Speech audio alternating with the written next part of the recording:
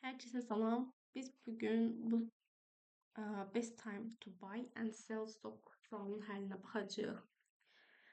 Bu sualın belə topik hissəsini yazmasa da bu sualı sliding window ilə yazmaq mümkündür. Birinci sliding window nədir onu paylaşmaq lazımdır. Düşündüm ki, elə ən yaxşısı bu sual üstündə izah eləmək olar. Məsələn, buradan mən indi bəzən həllərdə göstərirəm sizə.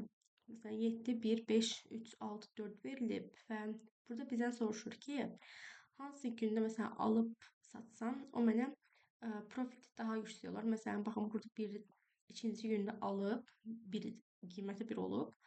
Daha sonra 5-ci gündə satıb, yəni qiyməti 6-ya satıb və profiti 5 olub. Yəni bizdən bunu tapmamızı istəyib, max profiti. Birinci məsələn, bu həllə baxsaq, bu həllə heç özüm də yazmamışdım əslində, birinci paylaşmamışdım deyə. Məsələn, belə bir həll görmüşdüm. Burada nə edir? Minimum prices, yəni bu da əslində biraz bəlkə sliding window ilə gəldi, amma koddan heç nə paylaşılmır demək olar. Baxın, prices 0 götürüb, daha sonra max profit, deyək, məsələn, bu birinciyə gəlib, tutaq ki, 7 ilə 1-i müqayisə eləyir və buradan minimum price seçir, yəni 1 olur burada. Və minimum price sonradan initialize edir, amma sonrasında max profit, birinci max profiti tapır. 1-dən 7-dən çıxır -6. Amma burada onsuz 0-la müqayisə edir deyə 0-ı götürür. Yəni bu şəkildə davam eləyir. Yəni kodu özünüz yenə baxsanız, yəni sonradan biləcəksiniz. Yəni bizim yazdığımız məntiq də bu məntiqdir. Sadəcə olaraq sliding window ilə həll edəcəyik. Və həmin sliding window nədir, onu başa düşəcəyik. Məsələn, buradan gəlin yazaq. İndi 7, 1, 5, 3, 6, 4. Sliding window'da necə olur? Birinci left pointer və right pointer initialize edirsiniz. Ümumiyyətlə bu kodu yazanda assign edəcəyiniz iki şey olacaq. Left pointer'ı assign edəcəksiniz. Daha sonrasında nəyi tapırıq onu? Biz max profit tapırıq. Max profit. Yəni bu iki şeyi assign edəcəksiniz və left, right, what yəni 0-dan başlayır. Yəni left pointer-da 0-da olacaq, right pointer-da yenə 0-dan olacaq. Daha sonra right pointer hərəkət eləyir. Məsələn, bu right pointer dəyişirik. Right pointer birinci məsələn buraya gəlir və biz burada yenə əslində yaxşı məntiqlə gedir. Sadəcə kodu necə deyim, paylaşmaq üçün məsələn bu paterni bilmək daha yaxşıdır. Məsələn, əvvəlki kodda mən çox paylaşmıram. Right pointer-dan məsələn bu biri right pointer bir pointer bura sağa sürüşdürdükdən sonra yenə eyni şəkildə max profiti tapa bilərik. 1-dən 7-ni çıxaram. -6, 0-la müqayisədə biz maksimum 0 olar. Daha sonra müqayisə eləyərəm bu ikisini. Əgər bizdə right pointer daha kiçikdirsə, left pointerımızı dəyişərik. Left pointer gələr bura. Yəni left pointer-la right pointer yenidən bir-birinə bərabər olar. Əgər bu right pointer kiçikdirsə left.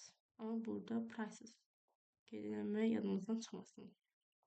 Yəni əslində buradakı dəyərlər demək istəyirəm də. Və yenə burada məsələn right pointer-da da left pointer-da yəni eyni, yəni sadəcə 1-ə baxır. Sonra yenə eyni şəkildə right-ı bir pointer sağa eləyirik və 1 ilə 5-i müqayisə eləyərik. Daha doğrusu birinci max profit taparıq. 5-dən 1 çıxaram. Məsələn 4 olar. Sonra məsələn əvvəl 0 idi. Məsələn 0-dan böyük olduğunu, 4 0-dan böyük olduğuna görə 4 olar. Sonra yenə bunları müqayisə eləyərəm. Amma bu dəfə 1 kiçik olduğuna görə left pointer-ı hərəkət elətdirməliyik və right pointer-ı hərəkət elətdirərik.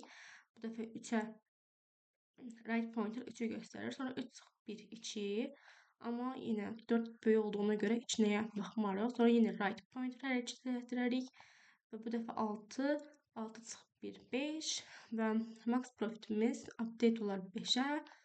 Daha sonra yeni bu ikisini müqayisə edəndə bir daha kiçikdir. Left pointer'ı dəyişmərik. Son olaraq right pointer'ı buraya gəlirik. 4,3. Amma 5 maksimum deyə 5-i yenə dəyişmərik. Nəticədə cavabımız bu şəkildə almış olarıq. İndi gəlin kodlamağa başlayaq. Int left dediyim kimi 0 olacaq. Daha sonra int biz net assign edəcəyik. Max profit'i assign edəcəyik. Daha sonra for döngüsü yazacağım. Int r bərabər 0 prices.length və right pointer plus plus. Yəni nə edək? Birincisi nə edirik? Max profit'i tapdıq. Max profit'i necə tapırıq? Bərabərdir max profit